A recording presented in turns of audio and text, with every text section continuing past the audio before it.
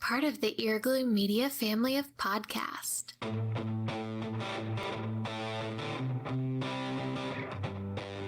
You're listening to the Cantina Cast,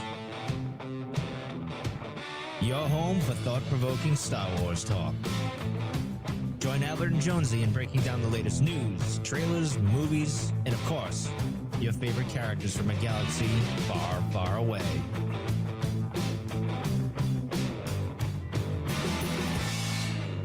Hello and welcome to Mando Monday, everybody. I am your host, Mike. For some of you who don't know who I am, I used to host the Cantina Cast, but now I've relegated myself to Mando Mondays. But anyway, we're here to talk about Chapter 10, The Passenger, and how this break. Usually, I do this is I do the good, the bad, and the ugly of the episode, and I throw out some questions that I had from the episode. So initially, I'm just going to say I was not impressed. Very much like the first episode or chapter 9 of this season. I wasn't my cup of tea at first, but as I watched it got better with each one, which is good. Shows it's got some staying power. But anyway, let's get into the good. The thing I liked, and I forgot to mention this last week, is the opening. They're very cinematic. They do the I don't know what you would call that, but where the screen is wider, it's the wide shot, and then it breaks out to the full screen. And I love how they do that. It's pretty cool. So I just wanted to mention that. That's really cool. And this was my favorite detail. And it's very subtle. You kind of see it when he's holding Baby Yoda after the biking incident, where you see the green gook from the crate dragon on him. I don't know if that's the spit or if it's something else, but you see that on his armor and stuff. And I thought that was pretty cool that it kind of flows with it. But anyway, the other thing I liked was the gang using the old Ewok trick, so to speak. Almost the same thing, except they had much more success, if you will. And this also reminded me of my delinquent days when I was a kid. Around when I was, I'd say 12 or 13, my buddies and I decided, let's put some fishing line across the street and wait for a motorcycle to come by. Luckily, no one was hurt, but it just made me think of that. I'm like, oh, yeah, we were a bunch of stupid idiots at one time. But and funny thing with that is the guy that was riding the motorcycle that was coming near the thing saw the string amazingly. So props to him, unlike Mando. And the crash itself and how Mando handled it, like he hit the jetpack, showing good use of the jetpack.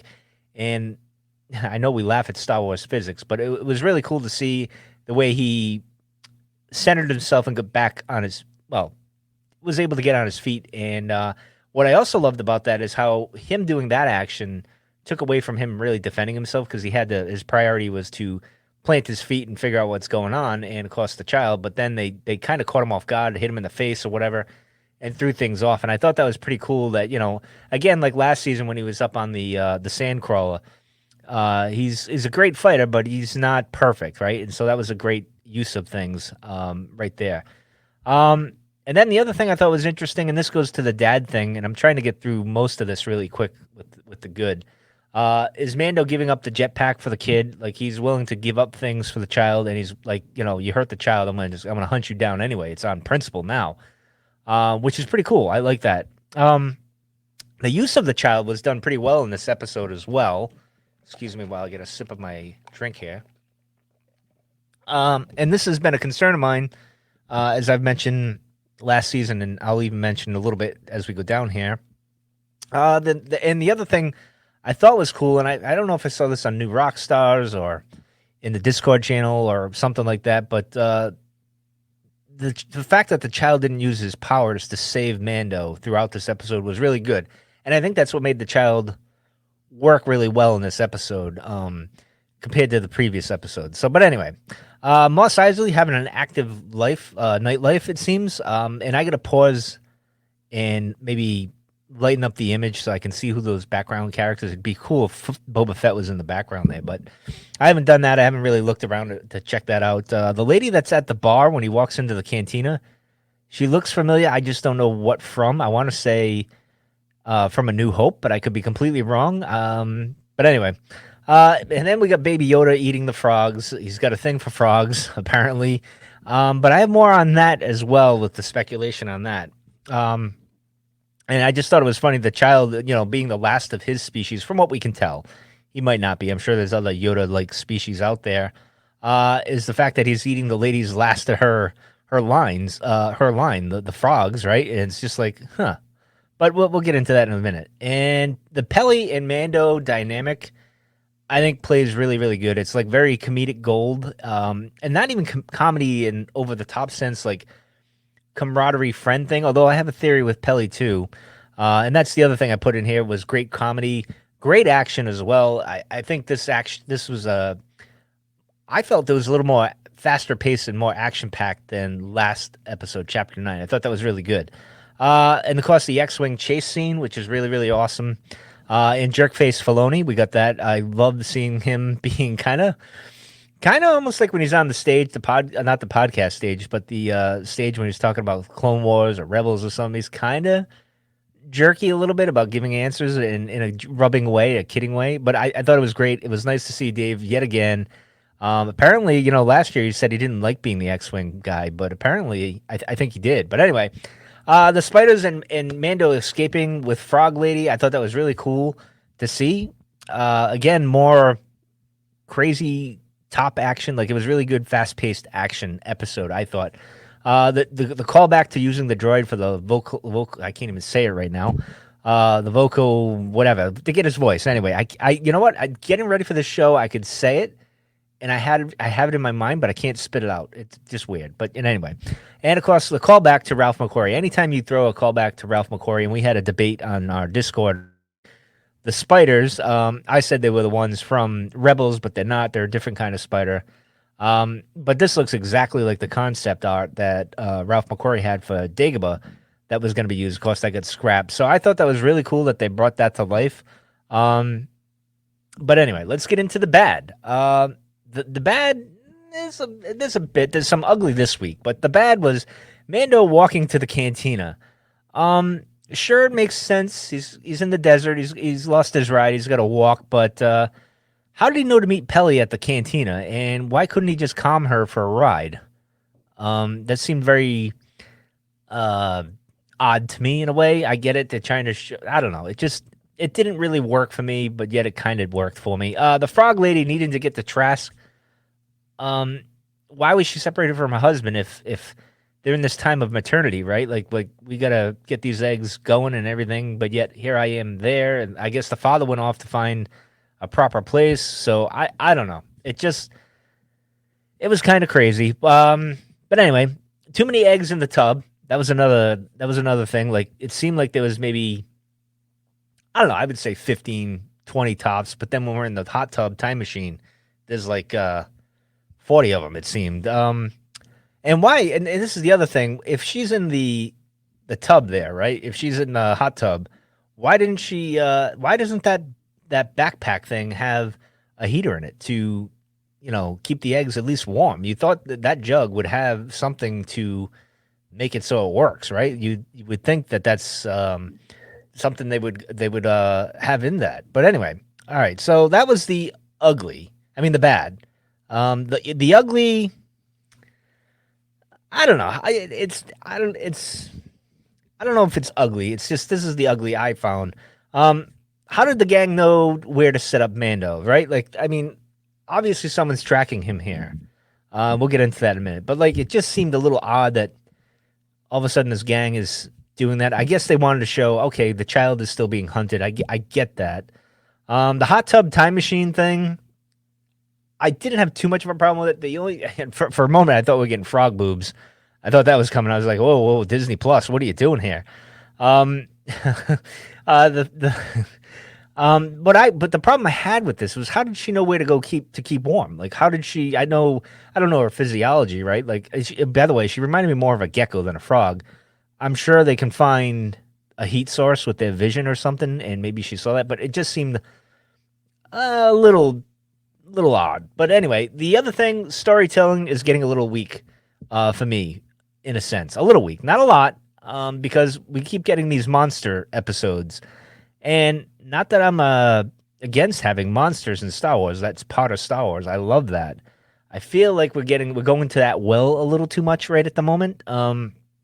The other thing I have a problem with is the dramatic pause before he ignites the flamethrower. I thought that was a little odd because he's never done that. Although I put it as in my mind that I'm rationalizing it. It was the cold and it needed to warm up a little bit. So that's what I was going with.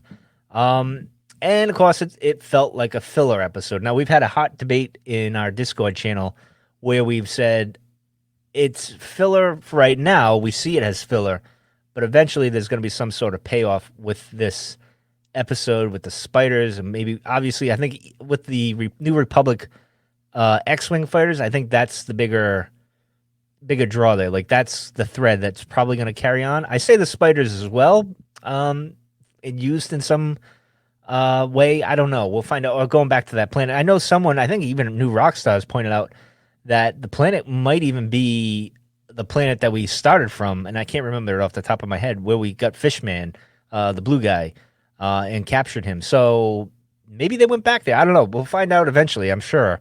And like Mando's armor, the shine is wearing off on the series a little bit, sadly, I have to say. Because again, I think like even last episode, it was a mix of the previous season's tropes and stuff. And I see the similar thing here with this episode. So I'm getting a little worried here. I've had concerns. The series is not perfect.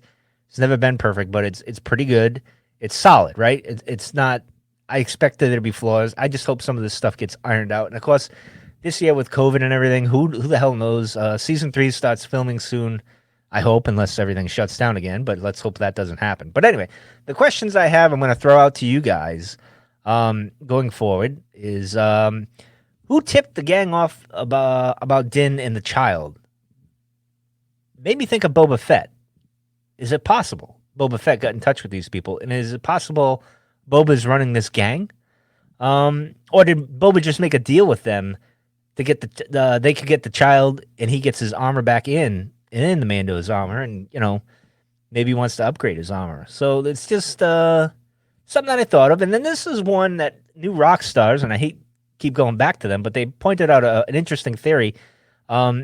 Is Peli setting up Mando or swindling him on a constant basis? It feels that's a possibility.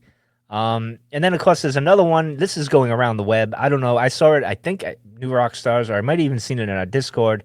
The child is eating the eggs, or is he saving the eggs? Is he hoarding the eggs inside of him to save them? Because I got a feeling that, they showed this distinction where he's eating the spiders and you get the crunch and all that with the eggs. Now, I know it's an egg and they're soft and you can just pop them in and, like a lollipop or something, just suck them down like whatever.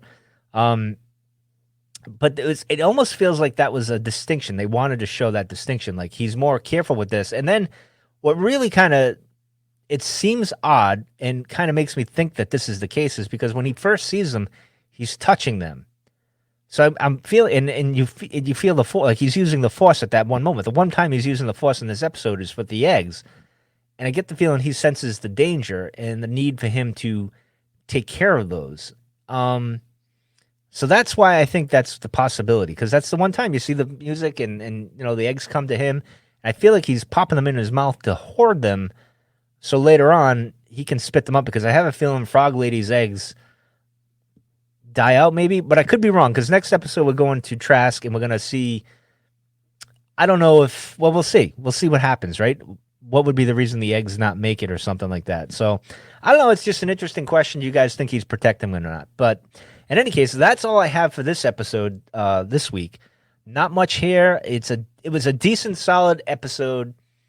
It's more. I thought it was more enjoyable than Chapter 9, which is surprising because Chapter 9 had some big moments and stuff, some key moments. We got Cobb Vanth and obviously Boba, the Crate Dragon, and there was some interesting stuff there. But I felt like this was a fast-paced, action-packed kind of movie episode. But I think when you look back to the season, this is going to be that episode like, what was the point of this? I'm sure it'll cut back to it and there'll be some kind of a use with it. But anyway, that's going to do it for this week on Mando Monday.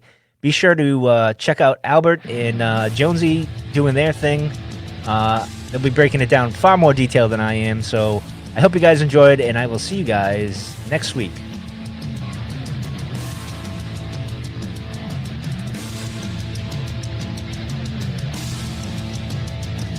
You're still listening? Wow.